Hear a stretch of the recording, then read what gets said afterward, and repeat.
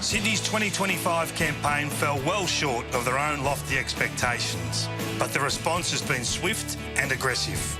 The trade period saw them go all in and land two-time Coleman medalist Charlie Curnow, who they hope will have an impact like their legendary key forwards of the past. With a season of experience under his belt, Dean Cox and his Swans will enter 2026 with a ruthless hunger driven by unfinished business.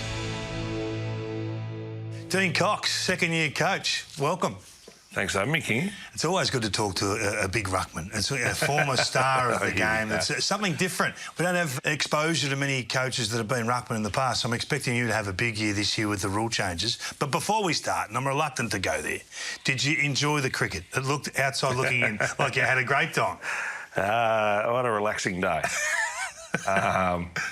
I think it painted a little bit worse than what it was, or bigger than it was, but yeah, no, it was good. Took a couple of coaches were there with me and yeah, had a good day. Is it hard to get away from footy, being a senior coach now, being the face of the football club? Was that probably the first exposure you had to being the guy? Yeah, probably. I think once the off-season came about, it was more about how do we improve our list, how do we draft what we have to, went overseas for a trip, for some personal development, and then from there come back. And yes, Christmas time I've quickly realised that it's a chance to really down tools and spend time with family and obviously some really close people in a more relaxed environment.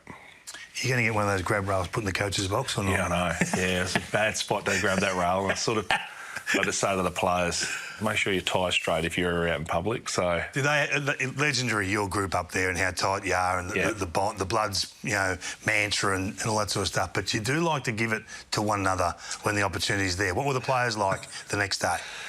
Well, I had to front it up myself. I put it up as soon as I got to the first team meeting. So I thought I'm getting on the front foot straight away. One of our VFL players that trained with us for a little bit, sort of the first time we walked in that morning, and he said, "Oh, how's the cricket?" Something, and okay, all right. We're a pretty tight group that even a VFL player's happy to say it as well. I reckon Papley would have been at his best. Well, get back to the footy side of it, the handover period, and when you go from a long time, super successful coach like John Longmire was. How was that? How looking back now, how do you think the handover period went? Oh, I think it went as well as it probably possibly could. And understandably, it was early into the new pre-season. So there were challenges in that sense. But I think the footy club and certainly John always knew at some stage I wanted to be a senior coach. So, and the great thing about Horse and the football club is they allowed me to do as much as I possibly could to be as ready as I could. Are you fully ready? No way. Until you've got to fully step in and put your feet under the desk and actually go, OK, well, now it's the football club you need to lead. That's probably the biggest learning curve as quickly as you can possibly get. So the biggest learning curve, was it motivational, tactical, just the enormity of the job? Yeah, the enormity. I think from throwing up ideas to then every department coming at you to make the decision. You know, I was fortunate enough to have some experience with some other areas of the football club and run the training program and these sort of things. But when everyone sort of wants to come at you at one time and think that their part of the program's the most important part, and then for you to sort of direct where you have to go from that, deliberate what you have to, but then also collaborate when you need. But in the end, the buck stops with you. So you've got to make the decision. And some of those sort of conversations early on were different to what I previously had. Do you feel that early was a significant challenge for you in terms of just getting your game going, just actual coaching? Do you think it took you away from some of that for the first? You were challenged at the start of the year with injury and absence of star factor players, so you had to manufacture a few things. Do you think all of that conspired against you for the first month or so of the season? Yeah, I think probably through Jan, we lost a lot of players and weren't training through the Jan and Feb. They had surgeries a lot after the grand final, and then to come back in, get them back, and then a few to fall away late after that as well, probably halted the group a little bit. We wanted to change the way we wanted to play with some marginal gains that we saw that we could try and add to our game plan, and that probably didn't eventuate until the back half of the year when you could start to get some of the key personnel that you want to use in those spots. But having said that, it gave some great exposure to some younger kids to play some footy, and we also played some really good football teams at the start when you talk about Hawthorn, Brisbane and then Freo away. So try to keep perspective in where we're going and where we want to get to, but it was sort of as a new year coach with a lot of expectation on the football club, and so there should be. That was probably the toughest period. Yeah, I think you missed more than a dozen games from Papley and Goulden and those sorts of guys that are really critical to your run and gun game. They're there this year. You've actually got a pretty healthy squad at the minute. Yeah, at the minute we do. We've got to make sure that it stays that way. And it's the most awkward period as a coach now is when you're playing yourselves a month out from playing Carlton in the opening round. So the ability to go, we've still got 2 practice games plus the Bulldogs and the Giants. How much do we need to get into them, knowing that we need to be ready for the opening round? So the boys come back hungry. That's probably the first thing that I noticed straight away is a real appetite to get back to work. And unfortunately, not playing finals spurred them on, and we need to make sure that we can make amends for it right from the start. They would have known post-trade period last season how serious this is and how ruthless the game is. And yep, you've had to make some tough calls. Yep. When you put your head on the pillow, come to mind, have I affected the locker room? Guys like Haywood and Florent, they're much-loved types at your football club. Is that just AFL footy and they've got to adjust and get on with it? Or have you had to address that? I don't think it's AFL footy yet. I think they understand the dynamic of what they want versus the current reality of if it does happen. One thing I was really conscious of, and we spoke about a lot about as a list management team, is the person versus the player and the ability to be able to manufacture, as you said, the locker room and the dynamic that players have, whilst also being in a position that we have to get better. We didn't play finals. So as a football club, we strive to play finals every single year, and we won't shy away from that. So the decision and I have to make that decision, and as a list management team. So I think once they understood, once we did get it through, it was different to all the dialogue that happened before that. But we finished 6 weeks before the trade period even started. So that was a long time for players to be away before you could actually address and come together and say, look, these are the reasons why I did it, why we had to. And then once that was opened, spoken about, Charlie, Jai, Malcolm come into the football club, they understand we're in a position where we need to get better. Is it too simplistic to say you're all in now? This is the group for you. You get Charlie, you give up a fair bit in terms of draft selections and future picks and those sorts of things to acquire someone of that level, that status in the game. Is it all in? Oh, I think we had to make a move for a position that we needed, and there's not too often around the football world that a 2-time Coleman medalist wants to come to your football club that can hopefully complement your playing group. So that was the decision that was, once it got towards the end of trade period, we wanted to acquire Charlie's services and understand that that's going to come at a cost. So that's why it is really important, not only with the Charlie factor, but it's also about who we drafted this year, who we can still go to the draft and getting picks back in the second round next year, so we can still add talent to our list even though we don't have our first round player. So we needed to add to that area. Hopefully I wouldn't say we're all in the whole time, every time, but we want to continually improve our list year on year. What have you seen so far, specifically Charlie, and what he's been able to do to you? Not just your ball movement, but your stocks inside 50. And it's been a bit of a juggling act for you over the last 12 months or so, but what have you seen from Charlie this pre-season? A hungry footballer who wants to get back to playing his best. I think that was the first thing that I noticed, is the conversations we had.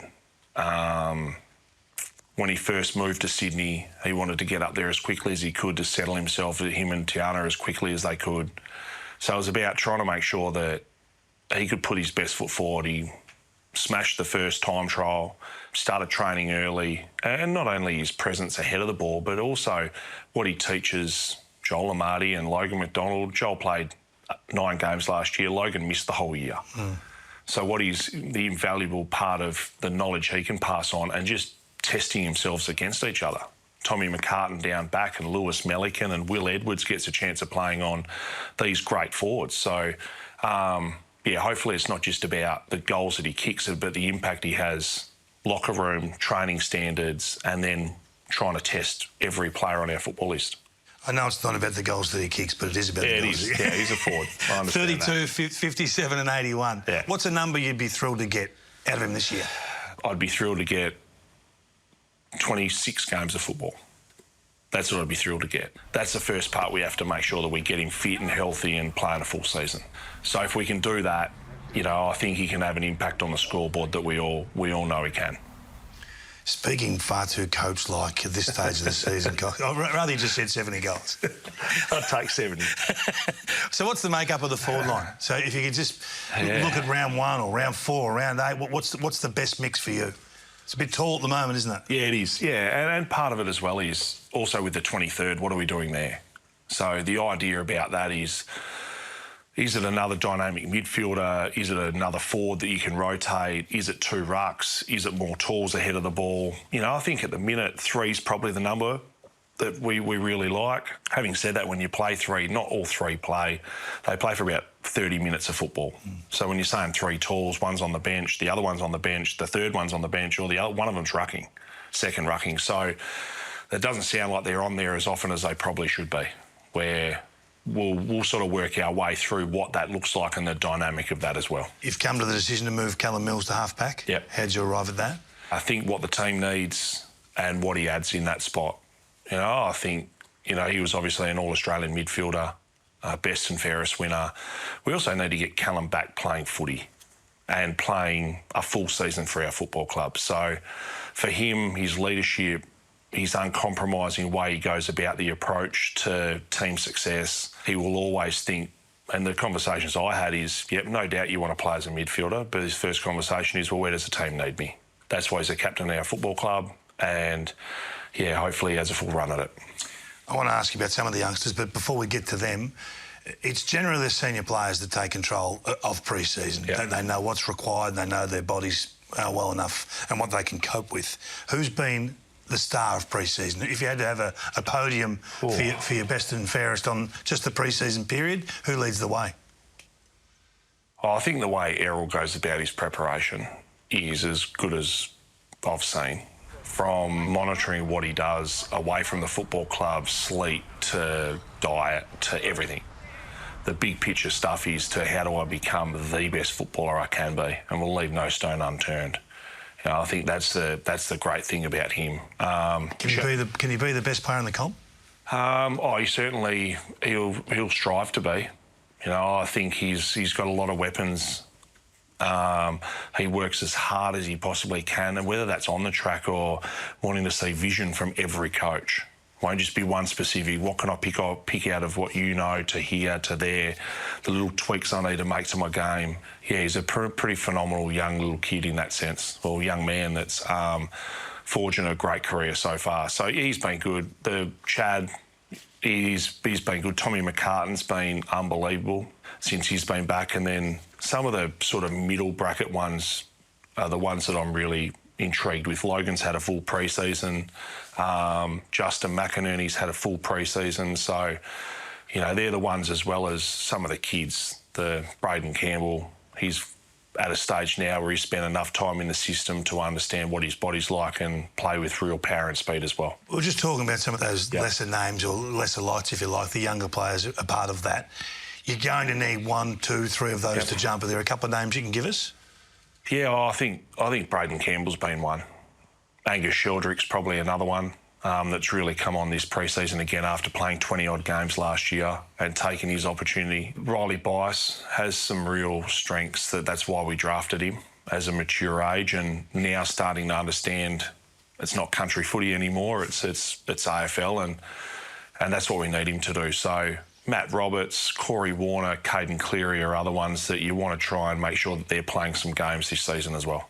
What about the way you play? Like, you're always learning from what the teams that have had success have done, and whether that's Brisbane, Geelong, or I don't know who you've monitored over the last couple of years, but clearly the top 3 or 4 teams year on year. What are you trying to take or adapt and adopt from their model to yours? Are you making, is it significant change? Is it tinkering? Where are we at? No, we'll make some changes to the way we play. Probably a bit more significant than minor. I think one thing you need to make sure that you do is you monitor what the game's telling you, but also where you think you can get this playing group to. That's part of my forward thinking, is to go, how far can this group go playing a certain way that we want to play? You know, the ability to be able to coach the players that you have at your disposal and make sure that we can put enough of them in a position to play to their strengths. Well, excite the Swans fans. What does that look like? What is that? Oh, I think one thing we want to do is we still want to be uncompromising. That's one thing, the way we defend and the method of which we go about it. But also we've got players that can excite and play an extremely exciting brand of footy on the field. And I understand that, you know, we want to make sure that it's really balanced. That's one thing we do want to do. But, we want to allow these players to play to their strengths a little bit more than what they have. Just want to ask you some questions about the game. The wild card weekend. Yeah. First year in. You're a fan of it, I've heard. Not quite. We might be different on this one. Are you a fan? From a coaching point of view? I sit on the fence with this. I understand. One thing I do like is that the top six will be the top six. You know, like in regard to, you get a week off at the end of that period, you force the other teams to play again, how far they can go. You probably look at some other, you know, NFL and the like that do this throughout the year. They probably don't progress as far anyway. So I think as long as there's an advantage for the best team still, like you've earned that right to be able to go, get a break, have some time, regroup your troops, and then have a full assault on the 4 weeks of September. So I'm probably a little bit more that way than I understand it will create excitement. We finished 10th last year. Would we have loved to have kept playing? Yes, but did we deserve to? No. Could you have won it, though? I don't think we could have beaten some of the top teams. I'm kind of glad you said that, because if you had said, yeah, we would have won it, I'm in a bit of trouble. What about some of the rule changes? Last disposal out of bounds between the arcs. Yeah, we've sort of had the umpires out through training, and it doesn't happen a hell of a lot. So from what they probably originally would pay, there's a couple extra a game. So, you know, if it is deliberate, they generally called it. This probably makes it just black or white. Yep, once it goes out, if you're kicking it outside where there's no density or it gets spoiled, well then you deserve to have a free kick against. You want to make sure you keep the ball in play as often as you could. Goal square starting positions? Yeah, finally it's out. Doesn't do anything for me. 6 and 6, 6, 6, 6, great. So you've never been part of that, so you never liked it. Yeah, so you stood on the, I was, because you used to just sit there and nick that and run out the thing and kick the ball over your head, and it was like, okay, I'll just stand here, I won't move again. Now, this is where I'm fascinated. Former ruck superstar, it's like you've got an advantage on the coaching competition now. What are you doing in the centre? What are we seeing with the jumpers? Are they back? Are they back? The ruckman that can leap, that can get pure centre bounce exit with the ball up back. Yeah, it becomes a lot more predictable for them. And it gives them every opportunity to be able to jump.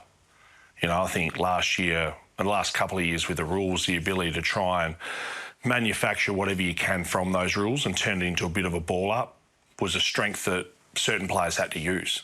So I think now one thing we've noticed is you do get the ability to jump, but also the rucks that aren't blessed with a huge vertical leap can still take some space as long as they jump before the line and they actually hit the ball. So I'm not just excluding the ball. I have to worry about if I want to take your space as well, which is a bit of ruck craft, I still have to be able to connect with the ball as well. So I think it works really well for both, and especially the jumpers.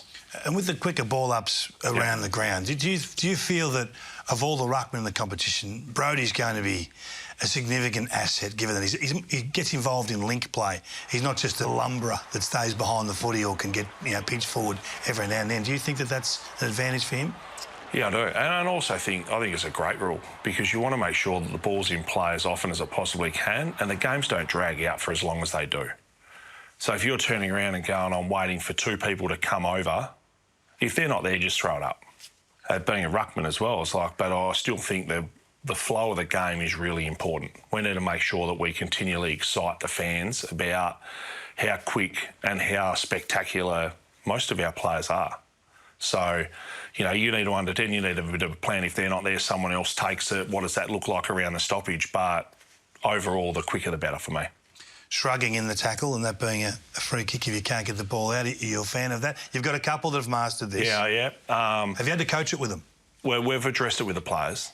and anything. And that's the great thing about the umpires at the minute, to be able to get 3 out to Monday and Friday sessions through match play, any other drill, and just post questions. That's been the real pleasing thing about having them there, and the players understand, and so they should. If you lead with your head, you will not get priority. So as soon as players know they probably don't get a free kick, and it becomes a bit of an issue with concussion or anything that happens through that, it might reduce it a bit. The stand rule is going to get some wickets early. It's going to cause some chaos.